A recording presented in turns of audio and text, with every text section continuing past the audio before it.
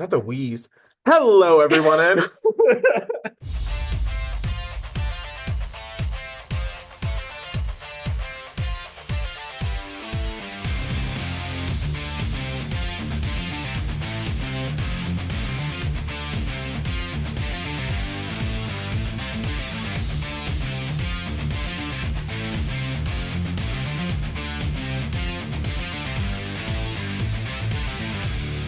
Viewer discretion is advised. hello, everyone, and welcome to another edition of the New to Wrestling podcast. This week, we watched the November 10th, 1997 edition of Raw is War, and the match card is as follows. In our opening contest, we have Ahmed Johnson taking on Marc Mero. Taka Michinoku takes on Devon Storm in a light heavyweight quarterfinal match. The Headbangers take on two members of the Truth Commission. The New Age Outlaws take on Bradshaw in a handicap bunkhouse brawl. Just AKA another name for no disqualification match. Undertaker takes on Mustafa of the Nation of Domination, and Triple H takes on Shamrock in our main event. All right, guys. Hello. Welcome back. It has been a minute since we've done an actual episode of Raw. As you all know, we have been taking the Survivor Series Montreal Screwjob Yellow Brick Road all the way down to Oz.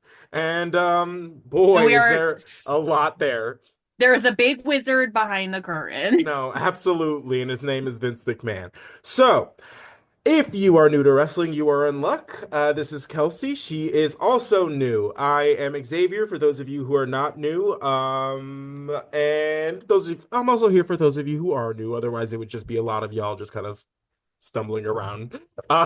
Period. I swear. I literally just said before we started, I was like, I love when you take charge. I love when you're in charge of me. I love when you tell me what's happening. So thank you. Thank you. Love to see it. All right, guys.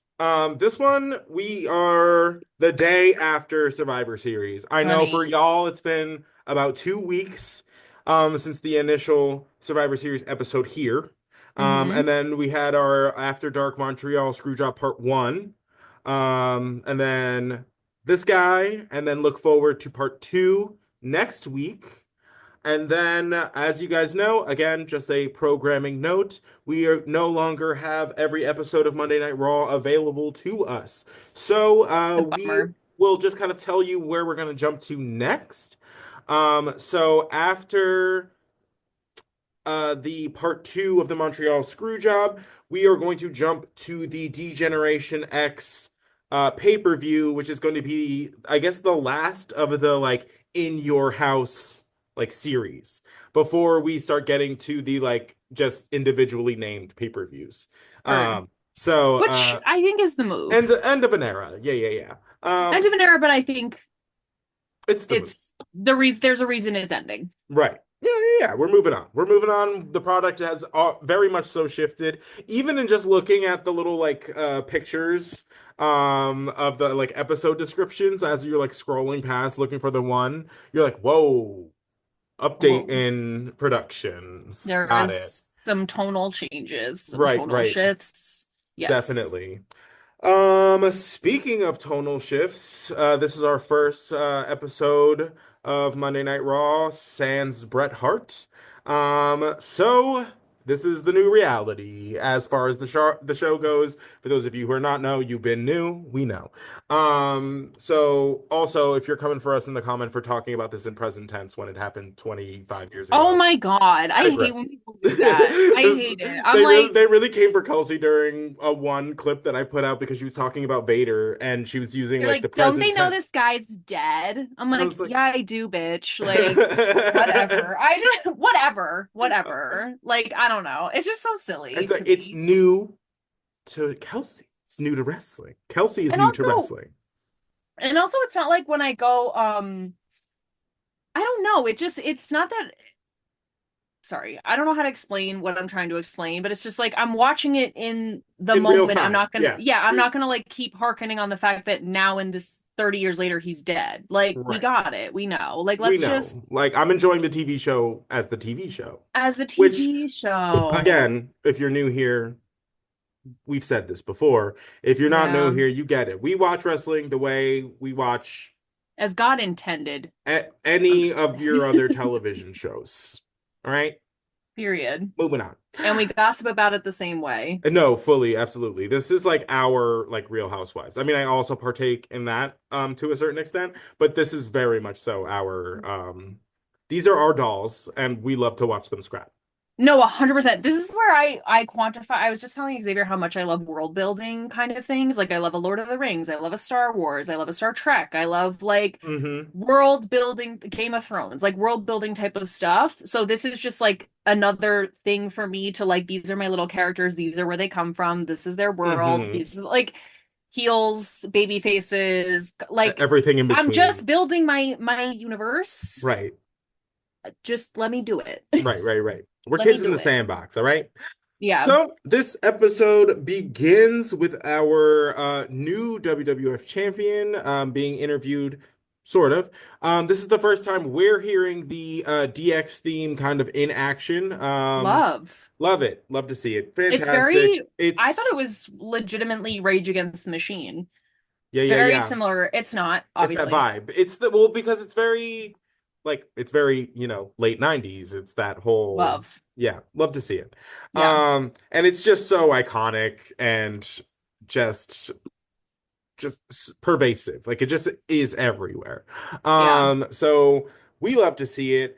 We are still in Canada. Canada is still not over the events that have just happened. Again, just happened yesterday for them. So Less than 24 hours. they're really reeling, really reeling. And there was Um, like signs you could tell like they had written on one side and then they had to they like write something else on the back because they had already made their signs and then suddenly it's like oh bring back no. Brett or like Hmm. can I spit on Vince McMahon? Like Fully, which yes. And yes. so Canada's big pissed. Hmm. I do want to, since we're on the topic of signs, call out one that says I screwed HBK's mom, and then in parentheses, the dirty slut. And you're like, what is wrong with you? The dirty I was slut. like, you're also the dirty slut. It takes two Okay, to tango, fam. this Takes is what I two. was gonna say because if she's the dirty slut, what are you? Right. What are you The not catching? Like, the hygienic gentleman? Like what does right. that mean? Please, Girl, please. please, please. Oh, I don't know what high horse you're sitting on, sign guy, but you could take your unwashed somewhere else, okay? I'm telling you. I'm it, telling you. it just cracked me up. I was just like, damn, coming for his mama. She Um, and she's the dirty slut and you guys and you're fine? whatever. All good. Okay. Yeah, I mean, Dem's man logic. I Straight hate man man logic, logic. asterisk. Thank you. Let me be clear. I was like, I don't think like this.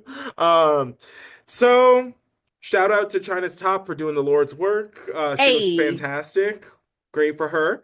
I dripping in think, diamonds. I love it because I feel like more and more, I think she's like, I don't know. I feel like more and more she's like adding elements of like femininity Yes. instead of just being like fucking bombarded every week because she has muscles. So It's something I have always said about China since being introduced to her character is that what something I love about her so much is that she does not sacrifice an ounce of femininity. She's got her hair, she's got her mascara, she's got her blush. And not that that necessarily makes a woman a woman. I'm right. just saying she still engages in the things that she enjoys, despite the fact that she's like big and muscly and people are like, is she a man? Ugh. Yeah, Like and she's still very in a like in especially in being in her such a male dominated field. yes, in her glittery tops, in her like cute little numbers. Like I love her so much. There's something to me, and she never speaks. I don't even care. Like there's something just so electric about her and the way that she is. I Right. just love her. Uh, me too. Me too. So basically the message from Shawn is that DX is on top of the world right now. Of course the crowd erupts into "We want Brett" chants. Um, basically Shawn doubles down on the "I beat Brett yesterday. He gave up." And He again, was squealing like a pig. I listened to him squeal and then I ran his ass out of town. And again, I very much so, he was told to lie, and this is what we're And getting, lie he did. Yeah. and I lie he mean, did. and And it makes sense for his character to double down. Like, it just makes sense all around for this to be the way that he Mhm. moves forward with it. So it just is what it is. Right. So, um, yeah. So then moves on, and he's basically just like, "Why am I better than everybody? Because I have the will to be the best. I just have the sheer determination to be that good, and nobody else does. And So that's why I'm the honestly, best." the will to succeed is kind of not untrue. Like, he really, Correct. we always say he's like very scrappy. He's the can't be put down Shawn Michaels. Like, it's mostly his will to keep going that keeps Hmm. him going. Like, Right. so it's not necessarily a lie. No, absolutely. But he is interrupted by Ken Shamrock, who comes out in just some denim, just some light wash denim and no shirt. Love to Love, see it. I love light I could wash sing denim. I could sing that praises all day, but I'll refrain. Thank You you. I like what I like. We'll Anyway. sing later. Right, exactly. Another crowd sign to point out, we got a Sable 38 double E sign in the style of the Austin 316. I thought that shit was hilarious. I was like, It is kind of what are funny. you guessing? Like, that's crazy. And Um honestly, like, just based on ratios that I'm aware of, that actually might be pretty accurate. Like, I if mean, I were hey, to guess, I she might have mean, said it somewhere in like a previous interview or something, and we just like and did I it. would not be shocked if someone had asked her that in an interview. No, So, absolutely. Especially again in where we in these are, times, surrounded by who we yes. are, surrounded by yes. Yes. Um, so I thought this was hilarious. Sean, like is before he gives the mic to Ken Shamrock, he basically like buries him. He's just like, so I'm gonna give you the mic, and what I'd like you to do is string together a couple sentences called a sentence, or like a couple words called a Words. sentence. That's what we call a And I sentence. was like, oh my gosh. And honestly, when the read is a little bit true. A little bit close to home. Yes, as yeah, basically Sean's calling Ken out for not being the best on the mic. But again, Ken is very new here, also new to wrestling. So Also new to wrestling. That's my kid. absolutely. So um he grabs the mic, and I always will say this, that he has like the same effect that like Mike Tyson has on me, whereas like the voice doesn't match the body. Like every time he speaks, I'm like, who who is Who is this? saying that? No, it's so true. Like And it was the where same, like is he throwing his voice? Like what is this? and it was the same effect I got from later when we meet him, Butterbean. Was that his name? Butterbean. Yeah. I was like, who is Right. that? Right. Okay. Shocking. Mm-hmm. Unexpected. You're so right for that. Yeah. Every time it like throws me off. He really hits China with the some transphobic rhetoric real hard, right out the gate. Was really unnecessary. He really like stuck on that one for a long I time. hate that. It's And so stupid. I was like, it's low-hanging fruit, as we know. So, And so it's crazy because you're saying like Sean is literally saying you're not good at like shooting off the hip, like being on the mic or whatever, and literally the only thing you got is for China, who literally hasn't said anything to you. Like she like a man or a woman, I don't know what you are. Ooh, right. wow, Ken. Like I literally was so excited to Mhm. see him, and then he opened his mouth and I went, "Oh, yeah, no. Yeah. It's a no for me. I've already clocked out. I'm not interested because I just again, low-hanging fruit. I'm bored. This isn't even the target person you're trying to come for. I don't understand and I don't care. Right. Sorry." Yep, pretty much that. And then he goes on with the promo for like a little bit, and then there's one part where he goes, and you, Sean, with your beautiful hair and your sexy chest, and you're Uh like, and you're we like, were like, do you want us to fucking go? Like, are you good? Would you like the room? yeah, like we can, hey, let's take this to the back. That's Because okay. I've definitely said those exact words like to a man before. So there's like no way that like like you didn't know what you were saying as you were saying it. You and your plush lips and your gorgeous pecs and your Right. No, that's um very how it arms. read. Very how it read. And you're like, Yeah. you got a little crap? Swear there was a tweet circulating and they linked it up with like Wicked where it was like this girl was saying I was in the closet in middle school and she's like and I had such this insane crush on this girl. I just wrote her a note that said get out of my school. Get out of my school. That's amazing. That's hilarious. And that's the same energy it gave. It's like I just love him so much. I'm like, I guess we're gonna fight. No, so crazy. It's bully or crush.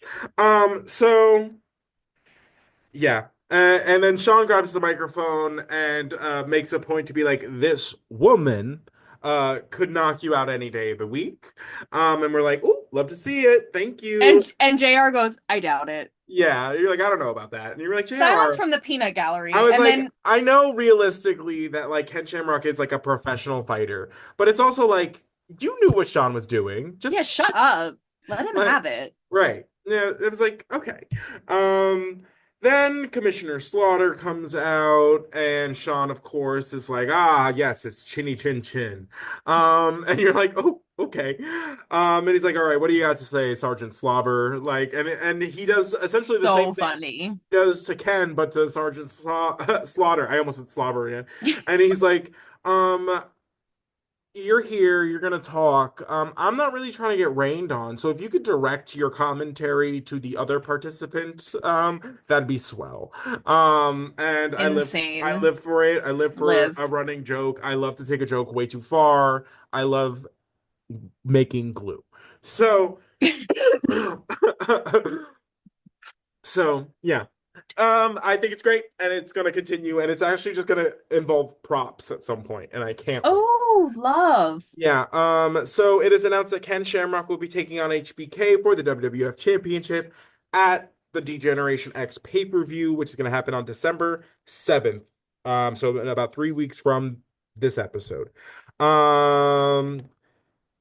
Slaughter's like, you will have a match tonight, or Shawn asks Sergeant Slaughter first, when am I supposed to be doing this? He thinks it's happening tonight, and then he tries to be all like, actually, I would love to, but was literally just in a match yesterday, so I'm just like, oh, I'm so exhausted. Oh gosh. I'd love to. Any other time. Any other time. Yeah. Just you know, just typical heel work. And then oh, sorry.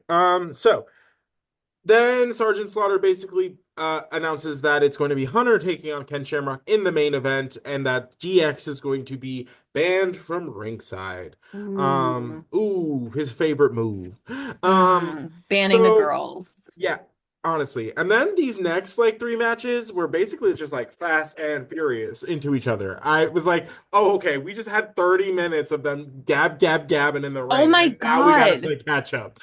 I said to Xavier, was 30 minutes long. I said to Xavier, I was like, am I crazy? Or is like, because we haven't watched an episode of Raw in a minute because we had the pay-per-view, then we're watching all the Brett stuff.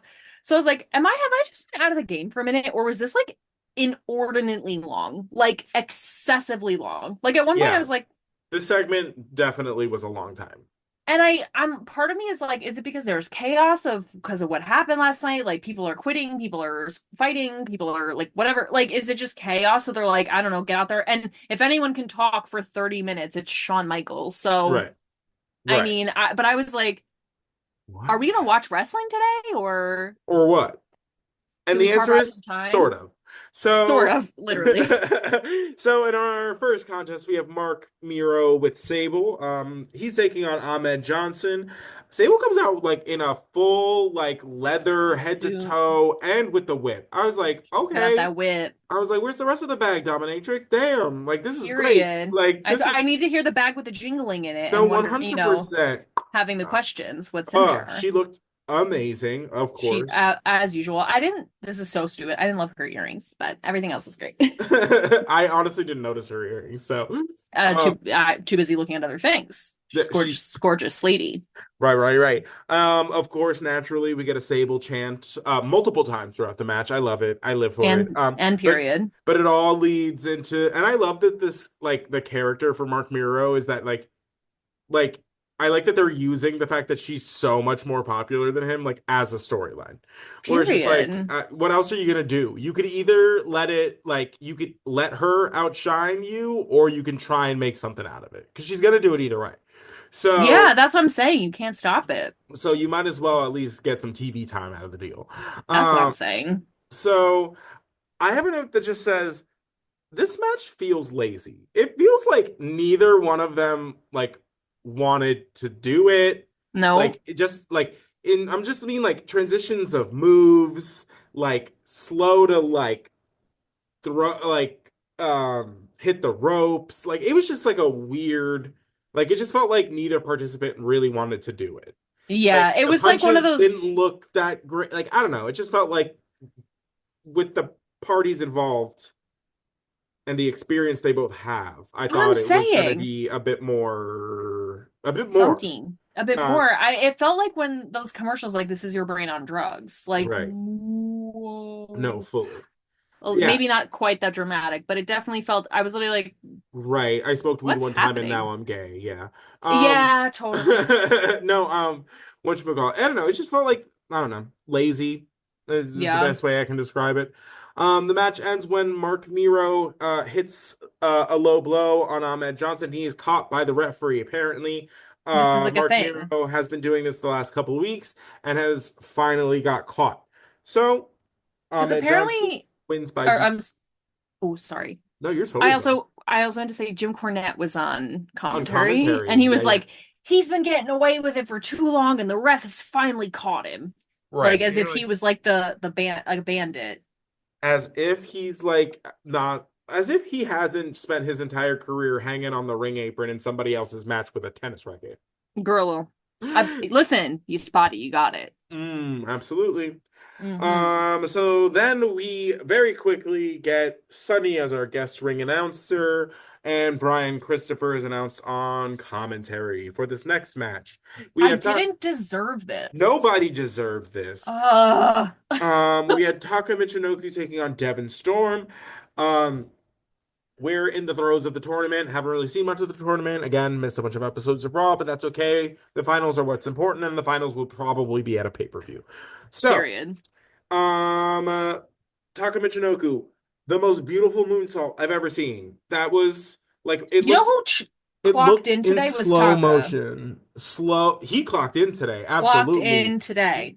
punched that card. Absolutely. Absolutely. It was fantastic. Oh, that was weird. Uh, for those of you who can't see or who are not watching, I'm gonna do one of these guys. Hold on. Oh, do you see it? The Rock? Yeah, it's The Rock. Is he new? Yeah, it was a gift Love. from Lee. Oh, Lee of the yay. Geeks Who Like Sports podcast and other things. Kylie. Got me a new Rock poster for my office, the little set. Um, I like Love that it. the camera freaked out while I moved it. It was like I know it was like no, I it's like fully and I accidentally like grazed the power button while I was doing risky business, guys. I risky really I business. thought I was just about to do some dirty work right there and just screw myself over, but hey, we're good. We're good. We're back in. We're Wow, good, we're I good. love that. Thanks, Mhm, Lee. mhm. Anyway, thank you for joining me on that tangent. Yeah, Taka Michinoku, most beautiful moonsault I've ever seen. Devon Storm looks like a Disney Channel villain in some tights. But not Yes. like a Disney Channel original movie villain, like just like an angry teen. You know what I mean? He Not looked like someone from like Brink or like he looked motocross. exactly like one of the suitors for Merida's hand in Brave. Like he Wow. looked exactly like the one guy and he had literally the same facial structure, the nose, the hair with the like the he looked exactly like him. And the only reason I know is because I watched Brave maybe like a month or two ago Heard. and it same energy. It was so strange. I was like, Love is that. this character based on him? So weird. But No, yeah, really, yeah. I don't know. It just felt like a kid almost. It and just Devon Storm with and it for some reason it's neon tights like makes no sense. Like what about like thunderstorms or like, you know what I mean? Lightning strikes, like something different with I don't know. Hey, The I don't branding know. wasn't there for me. Yeah, and it wasn't even like I don't know. It's just like he just looked like a kid. I don't know. But I have most of my notes are honestly about Brian Christopher on commentary, because it's so He was very distracting. distracting. The laugh does not need to be heard. Nope. Brian Christopher can't say Taka Michinoku's name. Annoying. Yep. Even though the two other commentators are saying it repeatedly, you've heard it because you've been in the ring with him, Yep. and no excuse. You No should be excuse. able to figure out because they call him out.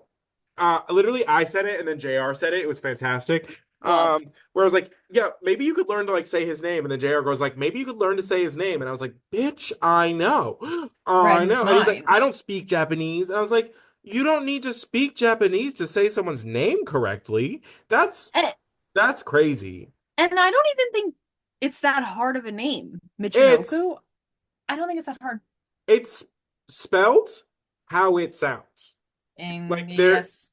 yeah, like it is there really isn't that much room for error. Just say if you're dumb, just say you're dumb.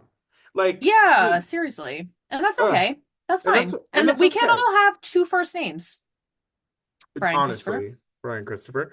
Um Taka hits like a spinning heel kick off from the top rope and hits Devon Storm like in the knees. In the It shin, looked like it was very like it strange. looked crazy. During that whole like fiasco, Brian Christopher like jumps on the apron to get in Taka's face, gets drop kicked for his troubles. Period. Uh Taka hits the Michinoku driver. I love that move.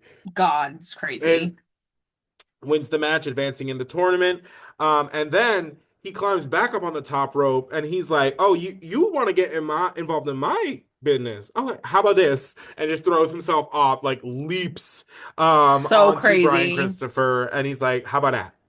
How 10 about out of some of that?" 10. Like He's I like, "Hey, literally if you're gonna be about it, be about it. Like if be you're gonna come about be it. involved, then welcome, you're That's what I'm involved." saying. And I'm just the way that Taka is, I wanted to be like, I'm sorry, are any like Olympic like referees around? Like this man, get this man in the gymnast portion of the Summer Olympics. He Um, is incredible. he's incredible. He's Yeah. so amazing. And I will Mhm. say Devon Storm, although the branding of the character didn't really work for me, I think he was a good opponent for him. I I feel know he like did. I think he did well. Yeah, because he this was was like bigger than Taka, but not like so big that it's like not fun to watch. You know what I mean? Like there are yes, some matches where 100%. like the mismatch is too crazy, and you're like, oh okay. Yeah, yeah, Um, yeah. but yeah, I thought it was great. I love this. All in all, a fine match. And I love to watch Brian Christopher get just completely wrecked for his No, troubles. So 100%. fun. Next we get a backstage segment with Michael Cole trying to get a hold of Bradshaw. Bradshaw's freaking the fuck out. Like I like freaking out. Most personality I've seen out of him to date. Ever. Um, like Literally. literally this whole time. I had no idea he had it in him. No, I was like, wow. So apparently there's some commotion going on in the locker room. The New Age Outlaws take out the other Blackjack. I can't remember his name. So here we are. oh God, it's Bradshaw and I want to say Hawk, but that's not his name. No. No. Damn. Sorry, boy. The new Blackjacks, whatever. Hold on. No, I got this. I got this. I got this. Everyone's gonna be like, you dumb bitches. New to wrestling, indeed. And the thing is, I'm not. I just uh oh yeah. Barry Windham. That's who it is. Wyndham. Who's remembering that girl? Sorry. I It's a pretty mean, famous family, actually. So I don't know if you oh, know. No. It's in wrestling. It's a famous family. You wouldn't know them outside of wrestling. Um, but I'm pretty sure that Bray Wyatt and his brother are both related to, are in the Wyndham family because his last name is Wyndham. years. Yeah. Fun Okay. facts. So Bradshaw's bugging. More on that later. Next, we have the Truth Commission, Recon and Sniper to be specific, taking on the Headbangers. The Headbangers are joined by all of the disciples of the apocalypse, which I was not expecting. Although I guess it kind of makes sense because I they had guess. had beef during the Survivor Series, them being the disciples and the Truth Commission, because the interrogator and his fat neck took everybody out. So I guess they're mad and just making sure that no shenanigans go on. It's just hard to see someone you love so deeply pair up with someone you don't You like at hate, all. so yeah, Yeah. And I yeah. guess like the biker gang and the mosh kids, like sure, like there's some crossover there, I suppose, but Yeah, but again, it's really like to me it seems like the enemy of my enemy is my my friend. enemy is yes. Which I hope that's all there is Hate to by it. proxy. Right. So again, we'll see. Jackal is on commentary. Jackal, for those of you who don't know, if you watch AEW today, he is Don Callis. He is has his faction, the Don Callis family, Kyle Fletcher, Hobbs, all of them are in that. So he is like and I will give him his due. The man can speak. For all like, do I like any of the garbage that's coming out of his mouth? No. But he speaks intelligently and coherently and actually, and you kind of do get the like, oh, this man like could be a cult leader. Like, you know Okay. what I mean? Yeah, Because totally. usually cult leaders are like you're charismatic, well-spoken, you know, guys. So yeah. So basically, that's kind of his shtick on commentary is to convince us all that like that's kind of the like the modus operandi of the Operandi. Mhm. Truth Commission is that basically Jackal's the cult leader and they're here to like save everyone because everyone is heinous. And you're like, Mm. oh, that's great. Which seems a Okay. stretch, but Sure. especially considering we Absolutely. had a whole other leader like 3 weeks ago, but it's fine. Yeah. Um, JR being cunty to Jackal, love it. Love. Loved it. He was really sassy boots today, but I wonder if that's like again like runoff from just being irritated about what happened the day before because he Right. wasn't in on it and he was like pissed. I don't So today he know. just woke up and put on his like sassy boots and was like, "Well, No, I'm gonna be fully. a menace Because today." Jackal jumps on the apron, gets knocked down, and then rejoins commentary. And JR's like, well, thank God you're back. I Oh don't know gosh. what we would have done the rest of the match had you not come back to commentary. Thank you, Oh god. Jackal. Thank you. I was like, oh, damn. I was like, So fierce. He's like, well, thank goodness. God, that is so funny. so crazy. JR. We have another spot a little bit farther down in the match where Thrasher basically gets knocked out on his feet and lands just head first into Recon Sniper, doesn't matter, one of their testicles, just full face down right in there. Um hilarious. They follow that up with a headbangers like power bomb, one power bombs the other. Love. Um and yeah, so then the Headbangers win the match. They pick up the victory there. Then, of course, all of the Truth Commission comes in. And then, of course, all of the Disciples of the Apocalypse come in.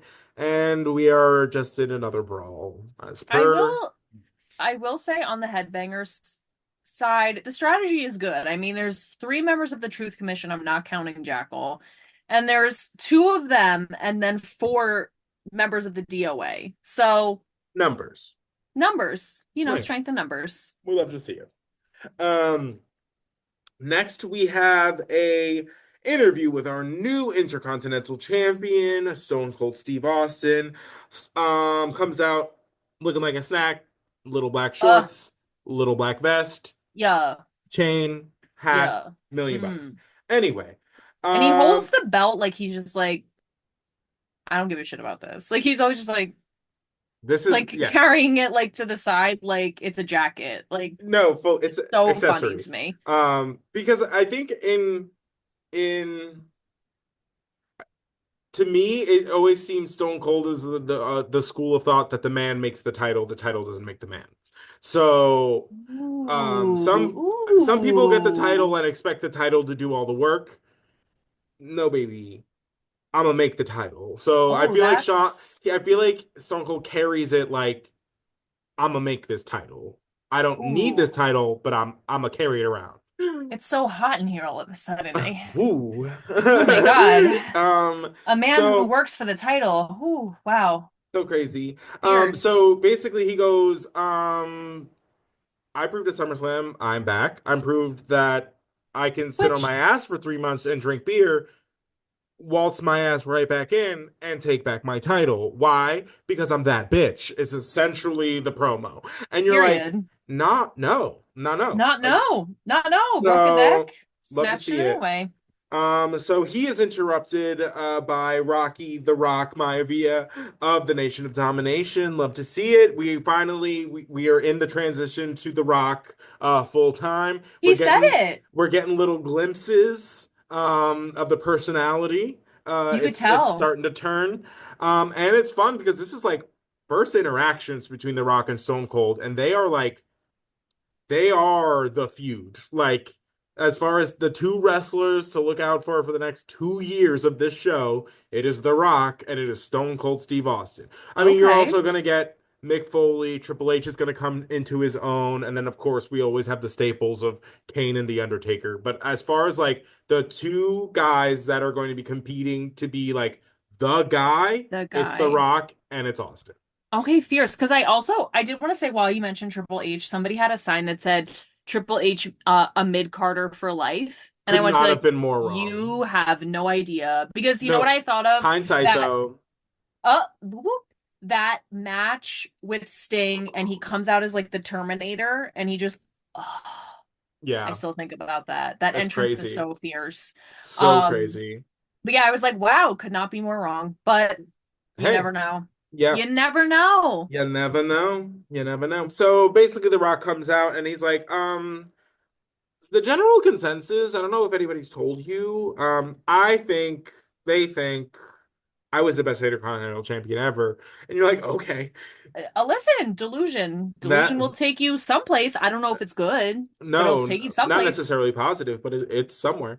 Yep. Um, yeah, so we get a Rocky Sucks chant, of course. Duh. Um, and basically, he tells Stone Cold Steve Austin is like, basically, I'm gonna take it, and then all that's gonna be said about you is you're just a has been. Compliments of The Rock. Bye. And you're like, Crazy. oh, love to see it. And then of course, The Rock challenges Stone Cold for the Intercontinental Championship, and Steve's like, I got some challenges for you. I challenge you to get a decent haircut. I challenge you, since you're a piece of crap, to flush yourself down the drain. Yeah, it was crazy. He's like, if you wanted a match, all you had to do was ask and sign the like the little piece of paper. And you don't suck because the crowd says you do. You suck because Stone Cold said so. Boom. The Ends crowd it. erupts. That's amazing. Erupts.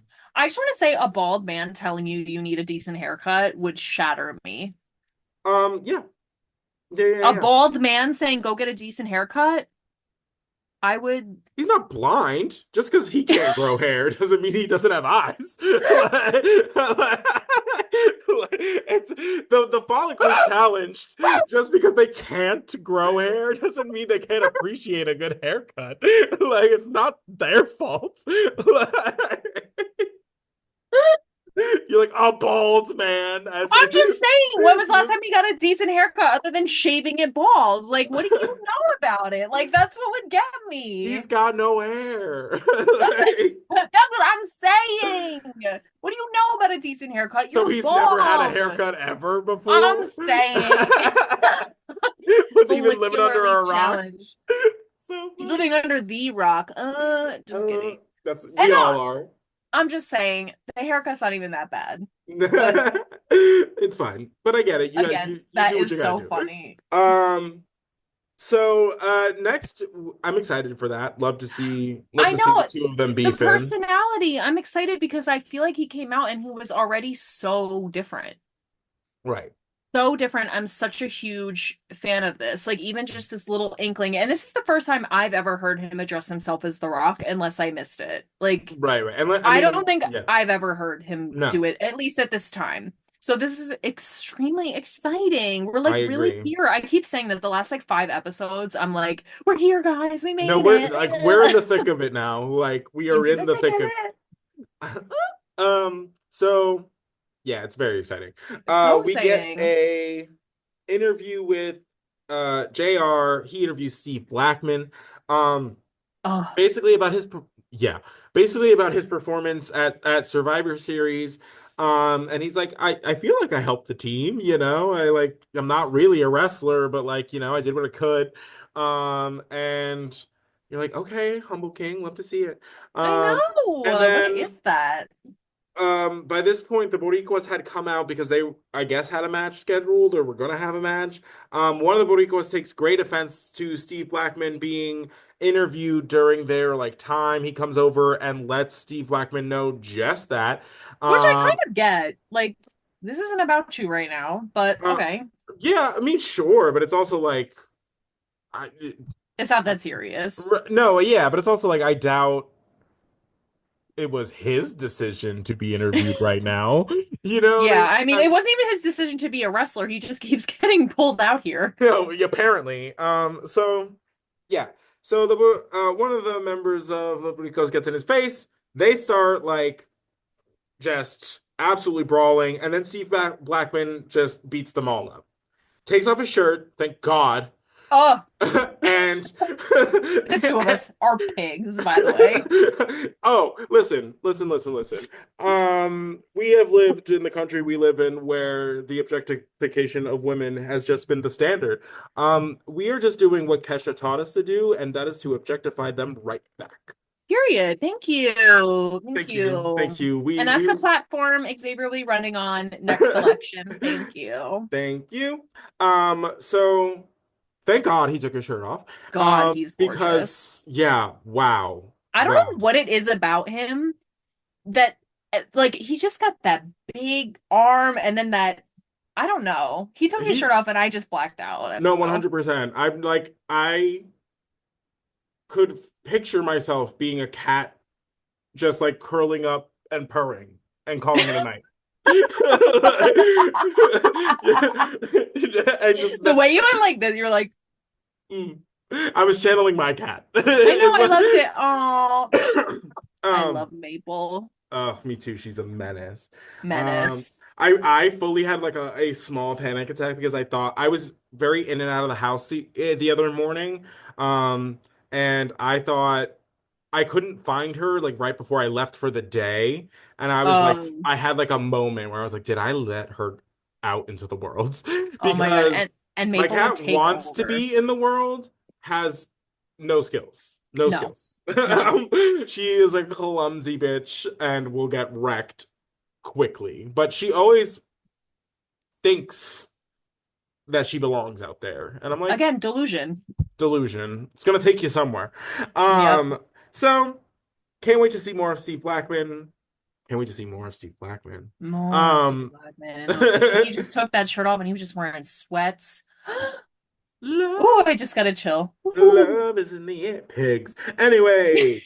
Pigs at the trough, girl. uh Sweet. um, that's crazy. I'm Um, sorry. It was right uh, there. and you chose to click on it. So next, we have a little interview with the New Age Outlaws. Finally, Road Dogg is allowed to just be himself. This is Road Dogg that I've been waiting for. I know. You've really been speaking so highly of him for so He's long. I'm so excited. funny. He's just a funny guy. We now know that one, they're going by the New Age Outlaws. They're getting in all the tag teams' business. They're stealing shit from everybody. They're being menaces. Um, Billy Gunn is now Mr. Ass. Love to see it. Which And is and so Double crazy. J, Jesse James is now Road Dogg.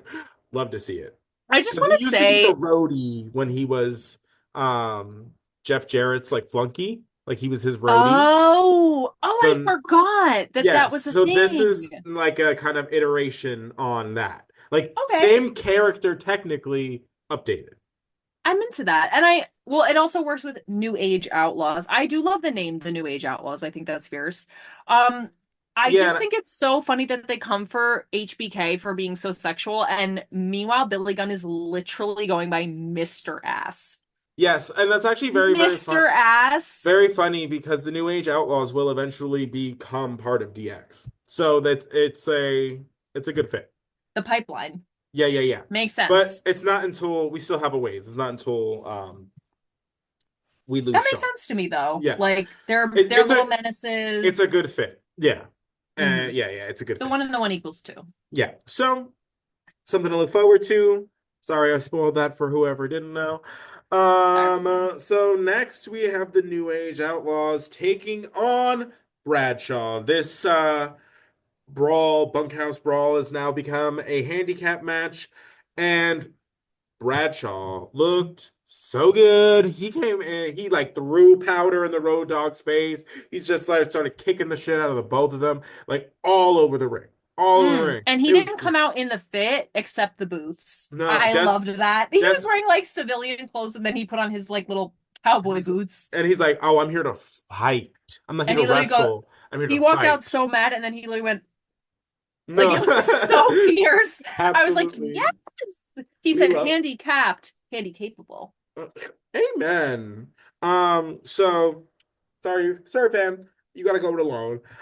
Bradshaw's kicking their ass, absolutely killing it. I love Killing that it. he at one point is on the outside of the ring kicking their ass, and he takes the timekeeper's like table, little makeshift table, and throws the entire thing at Road Dogg. The entire thing. And then the So table funny. just like disintegrates. It just starts falling apart. And I cackled. I lost it because it's just the sight of a miniature table going like picture your side table of your bed just getting thrown at someone's head because And then like just and just exploding on impact. Like, But the best part was maybe not the best part, but a part that I enjoyed was that mhm. the timekeeper's table has almost like a tablecloth over it. So the first thing he did was take the tablecloth, like whip it off, like be our guest style, and like whip it into the crowd. It was like a magician like revealing something, and he like whipped it into the crowd and then picked up the timekeeper's table and then chucked it Yeah, it was great. I loved it. like fierce. Like he was just like so he some lucky fan has like the timekeeper green tablecloth or something.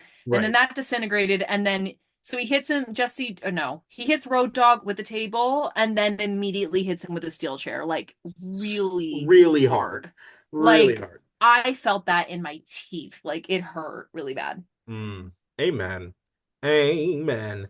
So, the match continues, more chaos in the ring. Eventually, Billy Gunn hits a swinging GDT off the top rope into a lying steel chair, and then both members of the New Age Outlaws cover Bradshaw for the win.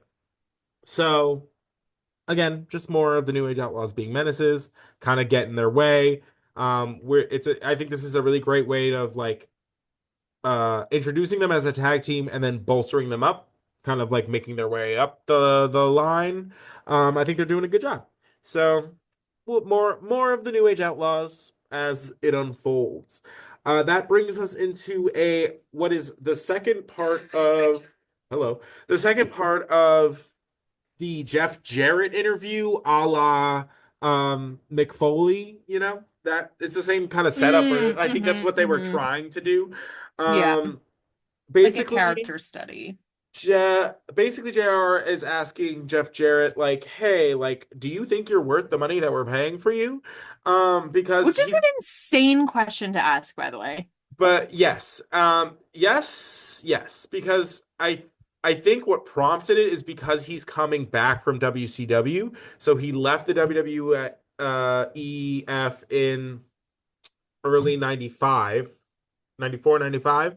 um goes to WCW for more money as everybody else did, and then Right. comes back. So it's like um I feel like the WWE is trying to do a little bit of like, oh, I guess the money isn't everything, type of deal. Oh, heard. You know what I mean? So basically, Jeff Jarrett goes like, "You're honestly getting Jeff Jarrett for a bargain." And honestly, this is kind of the thing with, I mean, and Jeff Jarrett still wrestles to this day. He's retiring this year. Oh. He's quite a character. But in JR's book, and it seems like this is to be true, the general consensus is that Jeff Jarrett uh let's sips his own Kool-Aid a little too hard. Uh-huh. Thinks he is a bigger star than he is. And that is just Hmm. kind of the tale You can of feel Jeff it. Jarrett in the WWF. You can Is feel it. that he thinks he's a bigger star, they do not. Ooh. They think he's a fine worker. They think, you know what I mean? Like he gets the job done. The star, you are not. I'm And sorry, you have again, Stone Cold. Do you oh, see the amount of signs and the way that these people lose their minds every time he comes out? Do you see whether they love him or hate him, the way they react to Shawn Michaels? You don't have that. Like, you I'm don't have sorry. that. And I'm it's like, and it's sorry. like you can't manufacture that.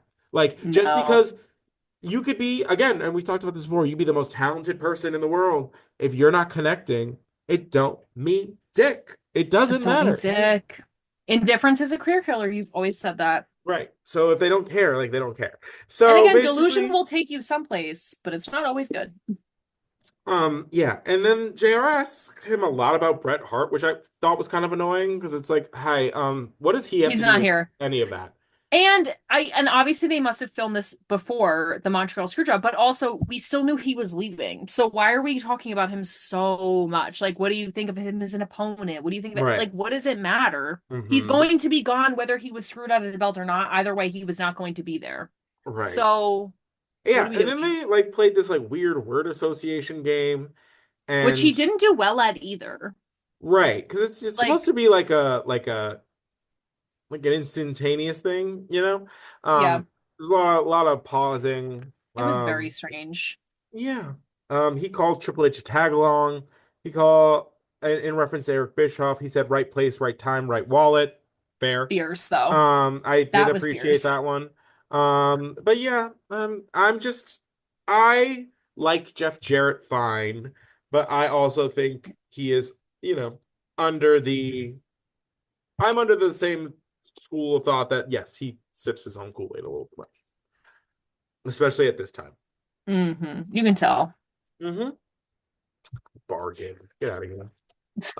And next we have a little interview segment with Michael Cole and Butterbean. Butterbean, winner of like multiple like 12 tough man competitions, boxer. I'm pretty sure he fought Evander Holyfield at some point. Um, he big fan of Raw, big fan of ugly sweaters. Was was there, yeah. So he was Love getting that. interviewed. He's like, yeah, having a great time. Yeah, me and my kids love Raw, blah, blah, blah. Marc Mero's music comes out, and Michael Cole's like, that's weird. And I was like, don't say anything, just let it happen. Like, I was like, Miro gets in Butterbean's face and he's like, if you want to interview like a real boxer, like interview me.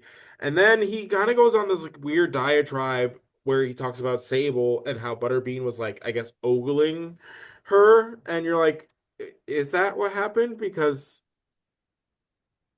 I'm I don't know. It Also, just if it did happen, it happened like 45 minutes ago. Like, right. when was the last time you were out here besides the first match of the night? Like, And it's like, oh, so you just been back there what, stewing? Like delayed reaction? Like, what is this? It was so weird. I just don't think this was done well. Like, I like I understand it's part of the character, like what direction he's going in, but this made no sense. right. Well, or at the very least, catch on camera what you think to be the perceived slight. And hit the replay. No, And be give me like, was something. that not you ogling my wife? Like, I don't know. Like, Give me, something. I yeah, need it's evidence. because there was no like inciting incident, it just felt crazy.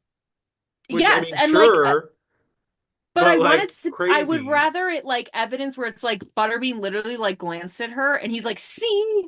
Like, I No, you want give me that crazy. something. I want that crazy, not like completely baseless accusations, like just Right. hearsay. I want like minuscule, like mountains out of molehills crazy. Right, which is fine. Again, for wrestling, perfect. Perfect. And again, like, why not do this in the beginning then? Like during his match, like literally stop and be like, "Are you looking at my wife?" Right, Like, say like yeah, you finish your match, you did the dragged him whole all the way back out here for this? right.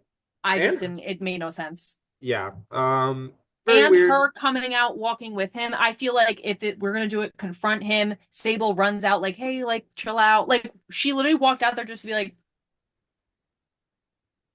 "What are you Yeah. guys fighting about? Like, what's happening?" I Mm, don't know. Just not very well done, weird. in my No, opinion. I no, I'm right there with you. So uh Marc Mero calls him the Pillsbury Doughboy of boxing, and he says that I'm Superman. And you're like, all right. Get a It's grip. just was not I wasn't really here for it. Don't really get it. I could never see an interaction between the two of them again, and it would be fine. And they I'd be didn't fine. even fight. Yeah. At least like have Butterbean take a shot at him. Like, I Right. don't Like know. Just swing. Like give me something. something stupid, stupid. You're trying to tell me that this like tough man competition winner like would just let someone get in his face and not do anything? That seems crazy. Hello? Yeah, made no sense. It doesn't seem the type, but what do I know? Next we have our boy the Undertaker taking on Kama Mustafa. Love to see it. I love to Um, see two big boys just going at it. yeah. I love it because they're both homies. They trust each other. They know each other well. Again, we didn't. This was like honestly like 2 minutes of wrestling. Swear. Like And I it. knew that was gonna happen. Yeah. Again, 2 minutes of wrestling, and then 4 minutes of Kane. the lights go out. I love it. We get the Kane music. We get the Kane red. I love it. Paul Bearer is, of course, present. He's on the Mm. microphone. He goes, "Dead man." He's like, "Yeah, I'm talking to you, zombie." And you're like, "Oh, geez." Um, Basically, he's like, "It would be too easy for us to walk down there and send you to eternal damnation, but Kane wants you to suffer, like you made him suffer."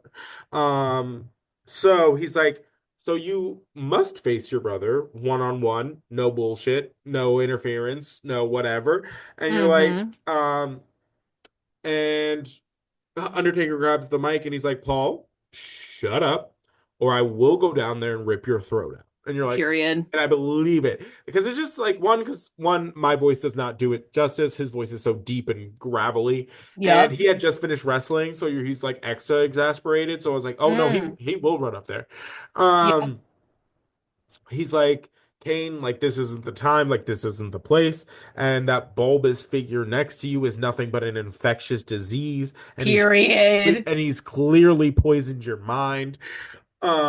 And he's like, Crazy. don't come to me as an enemy, come to me as my brother and join me.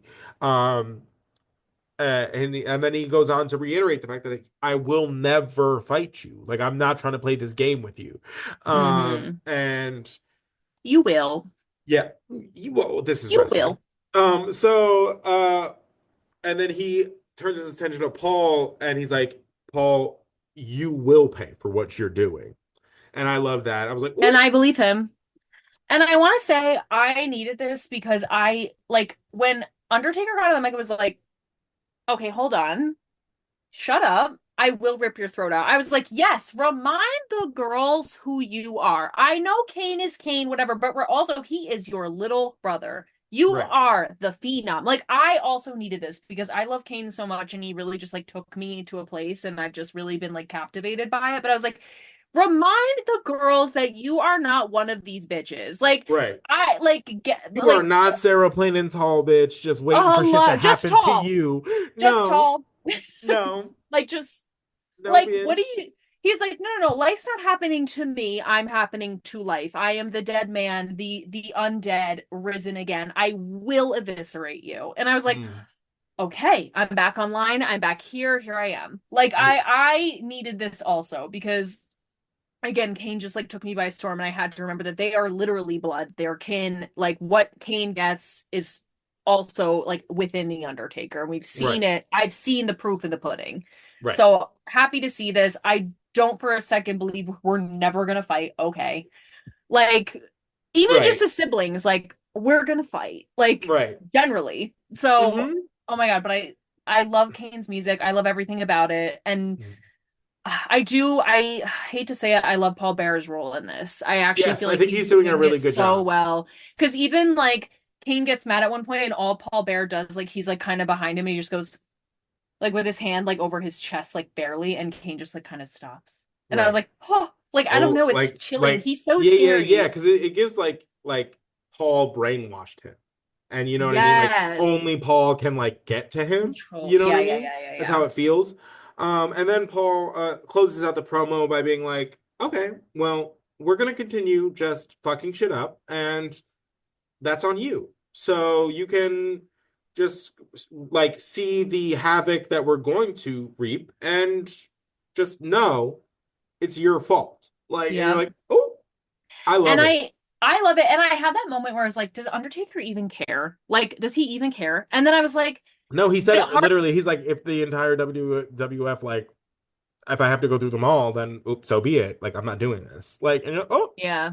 And but it harkens back to that conversation we had about like for some reason you just think Undertaker has this like moral compass even though it makes no sense for him to. Like there's just like something in his character and the way he is that just lends itself to that storytelling where it's like okay, he says like I'll go through all the wrestlers, I don't even care. I'm not fighting you. But then right, at the same time it's like will it start to weigh on him that like again, like we knew he wasn't going to get blackmailed for long because he just wasn't going to be able to do it right, like respectfully. And I just feel like it's going to be the same thing where it's like he says like, "Oh, I really don't care. I'm never going to fight you. You're my kin, blah." And right. then he's going to like start to feel the repercussions and like you're just going to have to get I'm the only one that can stop you. And now it's like my responsibility as your brother to blah. Like I feel like that's what's going to happen. Good, Maybe. pretty I good don't guess. know. Not But gonna lie. I really Yeah, you're like not too far off. I love So, this. so I yeah. really love this. I This is mean, we do like have a little bit before they, but that's what makes it so good. it's so funny because I was begging for Kane and I was like, hurry up, hurry up. And now that Kane's here, I'm like, No, make me literally. wait. Because I Um, have him and I can see him and I know he's there like a shark in the water. But now, like, just make me wait for the Jaws moment where he like bites the mhm. back of the boat. Like, I'm So ready. we're good. We are. I'm seated. Yeah, we're along for the ride, and boy, is it a ride. So Love. very exciting stuff. So more to come on the Undertaker Kane feud. Love it. One of my Mm-hmm. faves. 10 out of 10. So that takes us into our main event. We have Ken Shamrock taking on Triple H.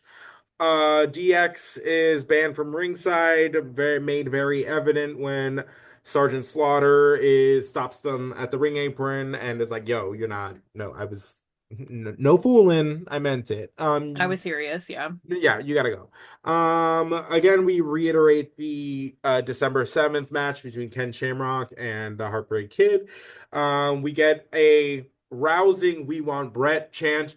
That must be such a shitty feeling as a wrestler to, I mean, and I know it's like really fresh, so it's like they probably should have expected it, but to have somebody who's not even present be cheered during your match Oh, I is thought rough. of that. That's how I imagine it must have felt for like people after like CM Punk left because people were talking about CM Punk for like years. And like Really? people would and the crowds would like lose it if they thought like he was gonna like an off chance he would come back or like blah blah blah and he didn't come back for years and years and years and years and years. And I am like so curious about him. he I like because I know literally really next to quite nothing an about him, enigma but that one, but yeah, he's well that's a different beast. But it was a very similar vibe where it's like people were like would be chanting his name. I was like, bitch hasn't been on the show in like 5 years. And like, but that's Girl. just kind of the personality he is. Like, Hmm. um, He his has theme that song is way. literally the cult of personality. Like it's like so I can't wait to look at his chart later, by the way. yeah, I can't so believe I've never looked it up. That's so funny. yeah. Very known for, his work on the mic. He's also, very good in the ring, but And that it's body. yeah, I'm well sorry. I um know I've said it before on this show, but like mhm. that slutty little waist. What is that? What is It's a that? slutty little waist. Oh, I love it. Sorry, pigs. No, it's it's just little punk kids gone grown is really all it is. So Um, true. Oh my God, that's it. yeah, it's the next iteration. Like we've seen this. This is literally what all of my friends are turning into. They all look like him. I don't It's know so true. why. And all your, like, everyone, you guys don't know this, but everyone Xavier knows is hot. Like, everyone Xavier has ever introduced me to, I'm like, why is everyone around you so hot? Like, coworkers, friends, roommates, like, everyone is hot. Like, like it's crazy. And I have that moment where I'm like, I does that must mean be. must be by proxy? That's Common so. denominator. I love that. Unless I'm like no, I'm just kidding. But No, like no. That's crazy. but literally everyone, if Xavier has like a get together, like if he decides to meld the friend groups and has like a birthday party or something, I'm always like, everyone here is so it's amazing. I don't got time for uggos. No, No, I'm period. It's kidding. just they're just attracted to you. It's crazy. Oh, Moths like to a flame, I baby. was literally but thank you. But anyway, all my friends are hot. Mhm. So this match is probably the only match that we get. It still ends in a very, WWE in the 90s way, but we get the "We Want Bread" chants. Triple H is mouthing off to Sergeant Slaughter for a good chunk of the match, not gonna lie. Ken So down crazy. early part of the match, and then of course Triple H, being the heel, picks up later on in the match.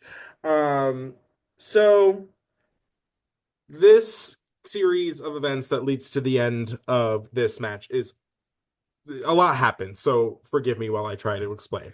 Rick Rude makes his way down to ringside while Triple H is getting in Sergeant Slaughter's face. Sergeant Slaughter doesn't super notice it at first. Rick Rude doesn't really like hang out too close to the ring. He's kind of like the edge of the ring ramp. The match like continues, and then as we have a moment where Rick Rude tries to enter the ring with the briefcase, Sergeant Slaughter goes to address that situation. China comes down.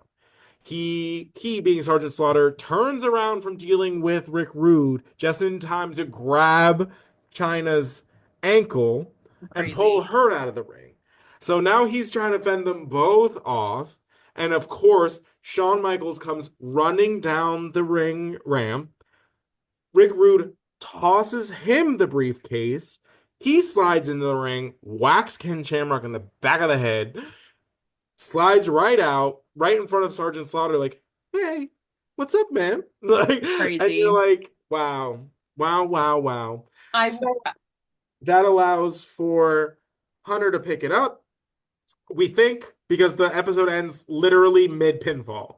It's Uh, so strange. Like mid count, and they're like, "Well, see you next week," and we were like, "What? Oh, TV time, baby. TV time." I just want to. I will say, I'll give it to Sergeant Slaughter. He really did give it his all. He was He like really tried. trying. It was like trying to wrangle cats out there. He was No, like, fully. And they were "I'm." not having it. And they were. It's not like they're small. Like Rick Rude is huge. China is a beast. Shawn Mm, Michaels is so scrappy and bouncy. He's hmm like a gecko. Like, I mean, there was Not just a no hope for him. gecko. Well, he's jumping here, there, sticking to things. I don't I know, know. it He just made gets. me think of like PJ Masks. I don't know if you're familiar. I'm But it's like not. it's like a children's show that my little cousins were like obsessed with for a time. But one of them is they're like little kids that like convert to like superheroes, but they're like animal inspired like superheroes. One of Oh, them is Gecko. classic. And that'll do And the it. way you described him is actually just like the powers of the character, like just like all. Okay, So I so was just like Gecko. gecko. And Like, I will not take it back. That's fine. So Sergeant Slaughter, Kamishi Slaughter, he really gave it his all. I'll give him really, that. It's the really first gave time it he's a ever all. done his job, No, honestly. but love to see it. So, that's going to be it for this episode of the New to Wrestling podcast, guys. Thank you for listening wherever you find us. Next week is going to be the Montreal Screwjob Part 2, where we are going to be discussing two documentaries. Mm-hmm. What are they? They're Wrestling with Shadows, which you can find on YouTube, and also Screwed, which you can also find on YouTube. I'm sure we will link them when we actually do the episode. Correct. I will say this is going to be more of like we're just going to have a conversation because last week we talked about the The chronological timeline, events yeah. that led up to the screw job and the aftermath. This one, we're probably just going to actually just chat, more opinions, stuff like that. So come join us, bring your coffee, your tea, your snacks. We'll see you there. And your opinions. And your opinions. So, for Kelsey, I'm Xavier. This has been the New to Wrestling podcast, and we'll catch you on the next one. We will see you there. Bye. Bye.